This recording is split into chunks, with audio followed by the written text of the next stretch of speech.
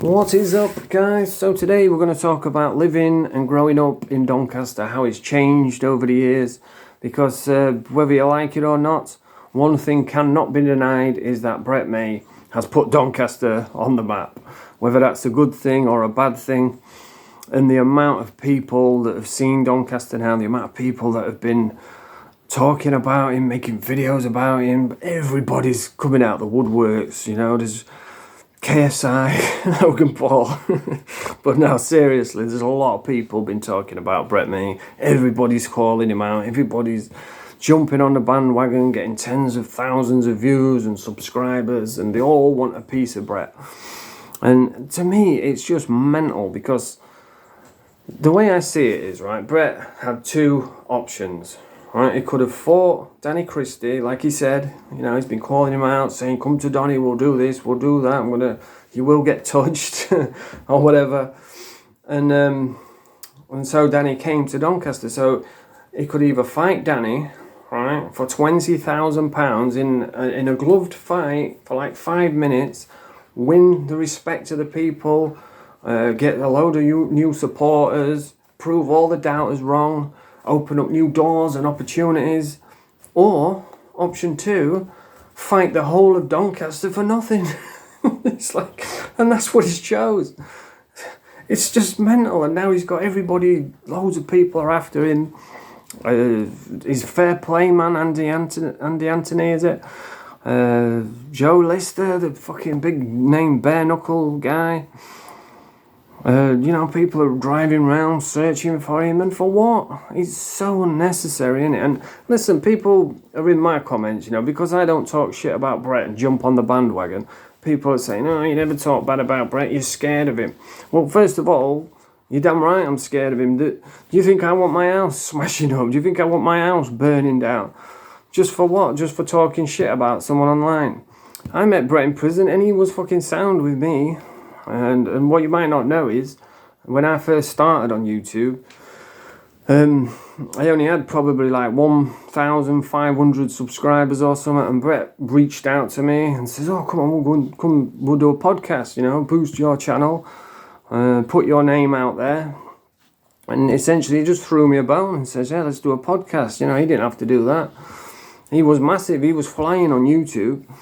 And so, I never did the podcast because I wasn't really comfortable at that time. I'm a lot more confident now. I struggle with anxiety, it's really hard for me. People, I've got a lot of trauma from being years as an addict, which I'm going to get into that.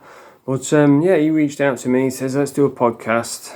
And so I'm not just going to now suddenly, just because everybody else is talking shit about him, just jump online and start talking crap about him. What's the point? I don't need the views. It's just making an enemy for no point. That's why I don't talk shit about Bret. But everybody's talking about him. Everybody's doing videos about him. And he has put Doncaster on the map. Now, Doncaster has changed over the years massively. It's always been slightly rough, but it's never been like it is now. Now, there's kids on the streets with balaclavas, with knives, stabbing people. There are loads of foreigners. No one hardly speaks English anymore. There's cars getting rammed off the road, flipping people, old women getting run over, nutters driving around. And the reason for all this is there's no accountability. If some kid is going on the streets in a balaclava, right, he's up to no good. It's common sense, is it not? When I was a kid, I remember I wore a balaclava once and I wasn't up to no good. It was just freezing cold outside, so I put this balaclava on and I was just going around the streets just keeping warm. And I went into a shop once and I didn't think, I should probably take my balaclava off. I just went in because I was just a kid and I was like getting what I wanted, and the shopkeeper come behind me with a big stick, started smashing me on the head. "Get out!" So I thought, "What are you fucking doing?" Threw me out of the shop. But mate Gibbo will verify that. If you're wearing a balaclava, you're up to no good. Why doesn't the government just ban balaclavas? It's mental. And there's no accountability. If you get caught in the street in a balaclava with a knife, they'll just take it off you and then just pat you on the head and send you on your way. You know, there's no, if you stab someone today, if you're only getting 2 years or something, if you're driving like a nutter, you run someone over, oh, it's just manslaughter, 2 years, he never meant to do it. So there's no accountability, so that's why people are carrying knives, it's worth it. If they got 10 years just for carrying a knife, they wouldn't do it. If they got 10 years for disco driving, getting caught twice, 3 years, they wouldn't do it. But it's not like that anymore, and that's how it's changed. And and this whole stabbing people. I mean, I remember there was one kid when I was growing up that was known for stabbing. So everybody stayed away from him. But now he just seems like everybody's doing it. Every day there's a murder. Every day there's somebody. Just a couple of days ago there was a knife man running around outside a beauty shop. It's crazy. And just off the top of my head, thinking about murders growing up, outside of the drug world, there was a lot of prostitutes getting murdered in the drug world. But outside of that, I can only really think of two big murders. One was, I think her name was Nora Tate in Exthorpe, which I actually got questioned about that. They brought me in, questioned me, and it was an old woman that got killed. She was sat down to have a dinner, and I think she died and got robbed. They took her purse. And they didn't think I was like a suspect or anything. There was just everybody who was getting arrested around that time. They brought them in just to question them, just to tick the box. And I was getting arrested every week back then. And so yeah, there was that Nora Tate, which is still unsolved now. They still don't know who did it. I always remember thinking, I can't wait to find out who's done this, because they're gonna there was a few names put out there which I could have seen, like, yeah, you would do something like that, but nothing ever came of it. And the other one was the young lad, he was only like 15 years old, called Ryan Gosling. I always know that's that actor, innit? Something Gosling. And he was just a 15-year-old kid who just woke up one day, grabbed his Nintendo fucking DS, jumped on a train and just vanished, never seen again. And that's still unsolved as well. But yeah, there was none of these people getting murked every single day. Every day I look on the free press, it's man arrested for stabbing, man whacked someone with iron bar, you know, man pedestrian killed by disco driver. It's every single day with this shit. And that's how it's changed now. And the reason for that is there's no accountability. I remember growing up, I used to go to raves. Before I made that fateful decision of using heroin, which has ruined my life up until even to this point now. I'm left with severe anxiety, man. It's horrible. It's an awful feeling. And when I go out now, like, people want to wish me well and like shake my hand, and I get, you know, I get uncomfortable because I'm not used to it. Because when you're a baghead, you're the worst of the worst. You know, you're like the scum of society. Oh, that's that smackhead, stay away from him, he'll rob your granny and all that sort of stuff. They don't realise that it's just some dude who's made a real bad decision. And like I say, when I go out and people are being nice and people want to do podcasts, I'm like, what are you up to? You know, what do you mean? Why do you want to do that? You know, what's the catch? From years of being an addict, from getting screwed over, getting robbed and battered over the years, it messes with your head. But yeah, I used to go to the raves, and then before I tried heroin and ruined my entire life, we used to go to house parties. That's how we used to have fun. We weren't running around bloody with knives and balaclavas on. We used to get drunk and go to parties. We'd go to a rave, and then afterwards, you didn't even know anybody there. You could go on your own if you wanted, and everybody would be best friends, and then you'd go off to a party, and it was brilliant.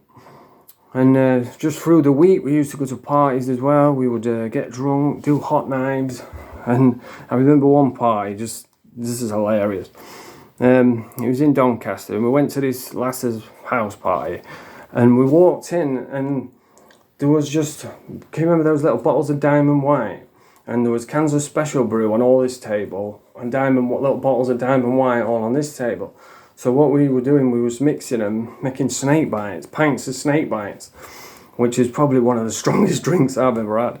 And my party trick is I can drink a pint in like less than like 5 seconds or something, because I can just open my throat. It's just like tipping it down the sink.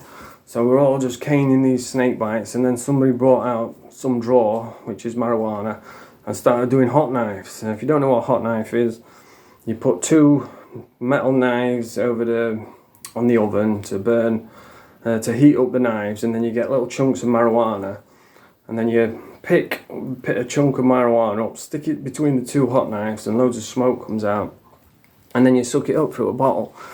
Now, if you're stoned and start drinking, you're all right, but if you're really drunk and then start doing hot knives, it really messes with you.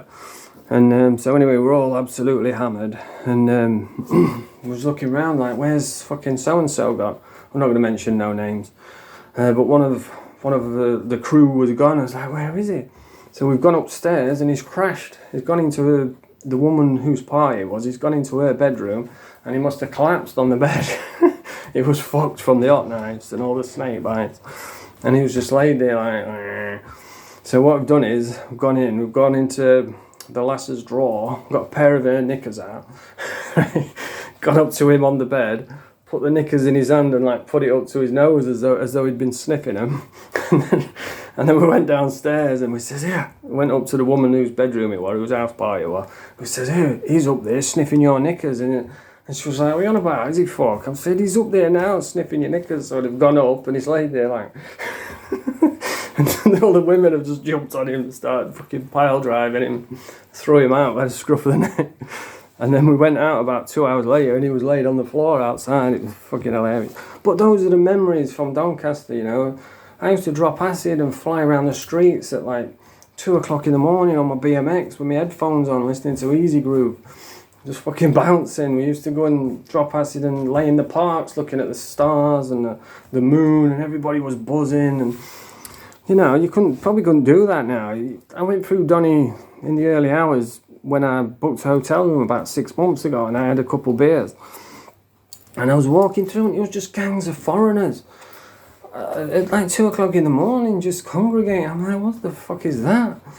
And you walk in the streets, there's all smashed glass everywhere, there's rubbish all up the alleyways. It's on its arse. And I'm walking, there was a big gang of youths coming towards me. I thought, fucking hell, I'm going to get fucking robbed here. You know what I mean? So I put my head down. But no, it happened. But it just felt uncomfortable. It didn't feel safe. And that's how much it's changed over the years. It's really quite sad. But yeah, that's Doncaster now. And the whole thing with Bret, man, it's a bad time to be Bret, innit? I mean, everybody's talking about it, but it's not in a good way. And I just don't understand, why would you not just fight him for all that money instead he goes after upsetting everybody now, and he's going to end up, he's gone from the king of Donny to the king of Gonny. He's going to have to be gone. And it is quite sad. But yeah, Doncaster, it's just rough as out now. And that's when I go out doing videos, I like go up alleyways and I'll record it, and there's some alleyways I can't even get up there because it stinks of shit, you know. There's fucking crap all over. I went through X4 the other day, all the foreigners were throwing stones at me just because I was recording. I wasn't even recording them, I was recording myself, and they're throwing stones at me and yapping. I was like, you fucking dickhead. And you wonder why, you know. And then people say, oh, racist. Well, you know, it's I say it as it is. If I was in Donny and everybody was really friendly and all these foreigners were integrating and talking, but they don't even, half of them can't even speak the lingo. So I don't understand what is the point. But anyway, yeah, that's what it's like living in Doncaster. It's gone from a nice place, somewhat rough. Like back when I was a kid, people would like talk about taxing. You know, you tax the hat, or maybe the trainers if you were really unlucky. But you wouldn't be getting fucking murked up and hit with iron bars and all that crap. That's just, it's stupid. It's over nothing half the time. You find out what it's over. It's an argument over a fucking Rizzler or something. It's mental. But that's the world we live in now, isn't it? I mean, London's just as bad. Like, how do you know you're in Doncaster? First of all, there's a chorus of police sirens every 2 seconds. Ambulances going by, police cars going by, there's rubbish all over the streets, nobody speaks English, the kids have all got balaclavas on, you know, and it's sad. It breaks my heart, because when I was young it wasn't like that. You didn't have to wait 6 months to get into the hospital, And it seems like nobody's doing anything about it, except blaming people like me that are fucking concerned about it. But anyway, that's the video for today. I'm just rambling now. If you like this video, press the thumbs up, subscribe to the channel, and I'm going to go out, have a little look around, see if I can bump into Bret. I'm going to go searching for Bret. I'm going to go down the lakeside later, so if you've got any questions, if I do manage to bump into him, if you've got any questions that you want me to ask Bret, then let me know in the comments and I will ask him. So yeah, if you like this video, press the thumbs up, subscribe to the channel. Bonjour!